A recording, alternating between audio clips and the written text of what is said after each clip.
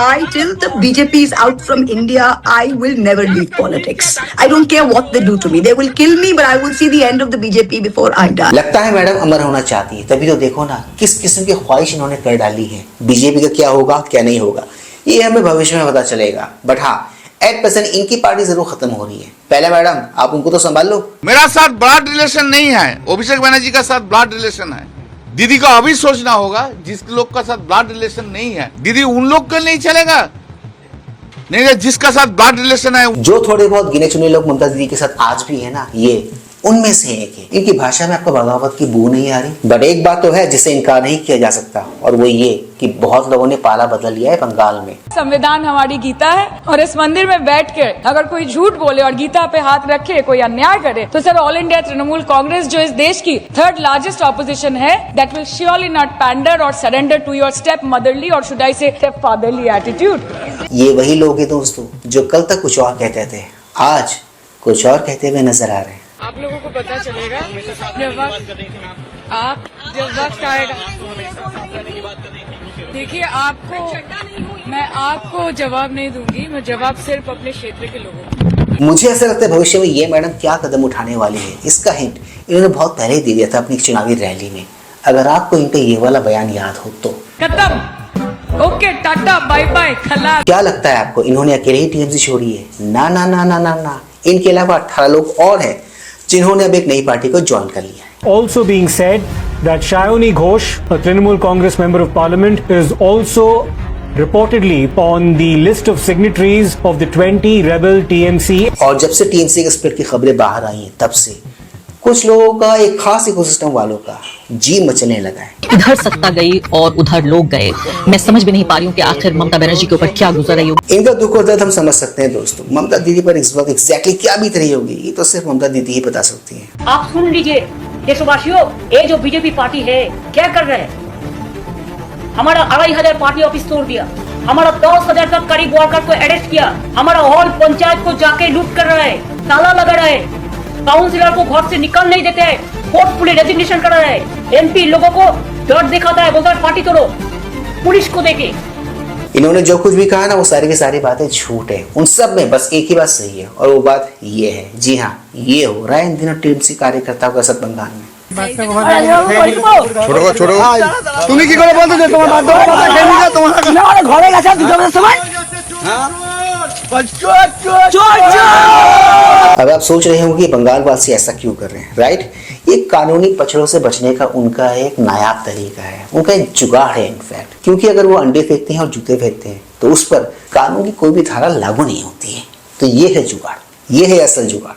बंगाल में प्रदर्शनकारियों के अंडा चलाने के पीछे एक और वजह है। जानकार मान रहे हैं कि कड़ी धाराओं और जेल से बचने के लिए भी अंडे चलाए जा रहे हैं। मैंने सुना था कि भारतीय कानून व्यवस्था में लूप होल्स है। जी हाँ, बंगाल की जनता बस उन्हीं लूप होल्स का फायदा उठा रही है और मे भी शायद यही वजह है कि ये मैडम बहुत डरी हुई है।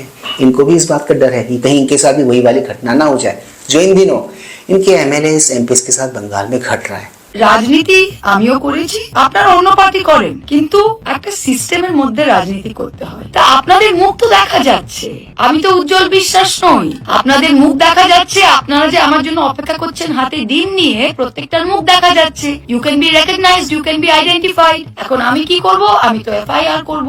जो कुछ भी इन्होंने कहा ये इनका दर्द है या फिर डर है इसका तो मुझे पता नहीं, बट हाँ इसी बहाने इन्होंने बंगाल वासियों को नया आइडिया जरूर दे दिया। न जाने कि 4 मई के बाद से जब भी मैंने इस महिला को देखा है मुझे ये वाली महिला याद आ रही है।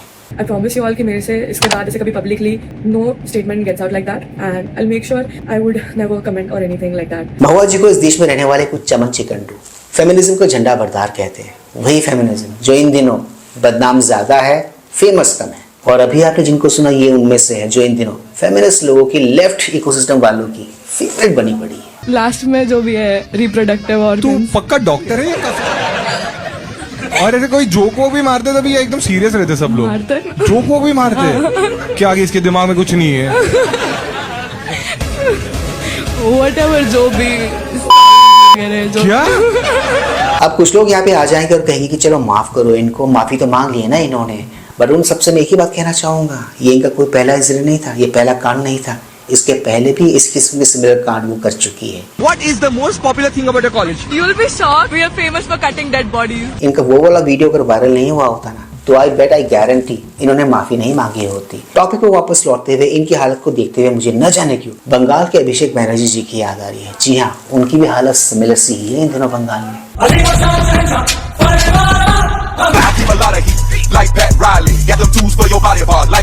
मुझे ऐसा लगता है इनकी ये हालत बिल्कुल भी नहीं होती अगर इन्होंने समय रहते राहुल जी की कही हुई इन बातों को मान लिया होता, इन पे अमल कर लिया होता। ममता जी ने सही तरीके से काम किया होता। अगर ममता जी ने बंगाल के लिए काम किया होता, भ्रष्टाचार नहीं किया होता, आज ही बात जैसे केस जिन्होंने ये काम किया सरकार ने उनकी रक्षा की और कोई अकाउंटेबिलिटी नहीं। भाई और बहनों, ममता जी बीजेपी के लिए बंगाल में रास्ता खोल दी। Please like, share, subscribe and hype YouTube channel ताकि हम ऐसे कंटेंट्स बनाते रहें और हमारा ये कंटेंट ज्यादा से ज्यादा लोगों तक पहुंचे। तो दोस्तों, ज्यादा वक्त न गवाते हुए let's go back to the topic दें। बीजेपी की बंगाल वजह से दो पार्टियों को तो फायदा हुआ है, बीजेपी और कांग्रेस। और अगर यहाँ पर किसी को नुकसान हुआ है तो वो है टीएमसी और इकोसिस्टम वाले। इसलिए अगर आप नोटिस करोगे तो इकोसिस्टम वाले इन दिनों ज्यादा घबराए हुए हैं, क्योंकि इनको अच्छे से पता है कि बंगाल की हार के बाद जो उनको नुकसान हुआ है ना, वो नुकसान सिर्फ और सिर्फ टीएमसी की हार तक का ही नहीं है, ये उससे कहीं बड़ी हार है। वह बीजेपी जो 240 सांसदों पर 2024 में अटक गई थी, अब उसके साथ तो टीएमसी के 20 सांसद खड़े हो गए, डीएमके के 22 सांसद खड़े हो गए, तो यूं भी वह 282 पर पहुंच गई। और अगर तमाम एनडीए के सहयोगियों को जोड़ दीजिएगा तो यह तादाद 334 पार कर जाएगी। और कमोवेश आने वाले वक्त में यह तादाद 350 भी जल्द ही पार कर जाएगी। यह अंदेशा भी गणित जोड़ तोड़ते लगाने वाले बीजेपी के चाणक्य या कहें एनडीए के चाणक्य ये मानकर चल रहे हैं कि 2029 छोड़ दीजिए, हो सकता है उससे पहले ही बीजेपी सबसे बड़ी ताकत जिसमें 350 सांसद उसके साथ खड़े होंगे, वह स्थिति जल्द ही आ जाए। टूट पड़ने लगी या फूट डाली जा रही है। सवाल इस बात का है कि जो सत्तारूढ़ दल भारतीय जनता पार्टी है, उसको सत्ता का कितना लालच है, उसको कितनी सत्ता चाहिए, उसको कितना पावर चाहिए, उसकी सत्ता की लोलुपता, उसकी जो सत्ता की लालच है वो खत्म ही नहीं होता है। लेकिन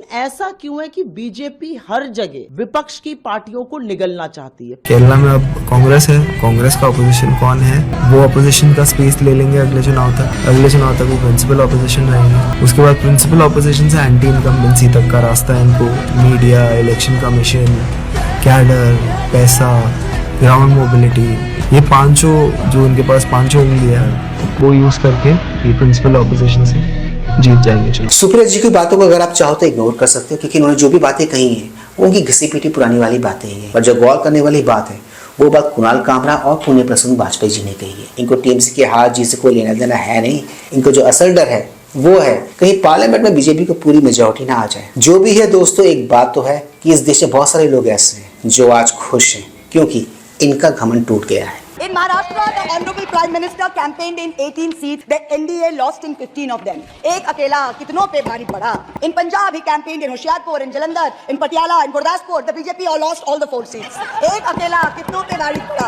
In Rajasthan, he campaigned in Banswara with the most disgraceful references to Muslims. In outright violation of the law, the EC kept quiet. Not only did the BJP lose Banswara by over 2 lakh votes, the BJP, which had won 25 on 25 in 2019 and won the state government only months ago, came down to 14 seats. एक अकेला कितनों पे भारी पड़ा. Uttar Pradesh, Maharashtra and Bengal account for 170 seats. That is exactly 1/3 of India. The BJP won in only 54 of them.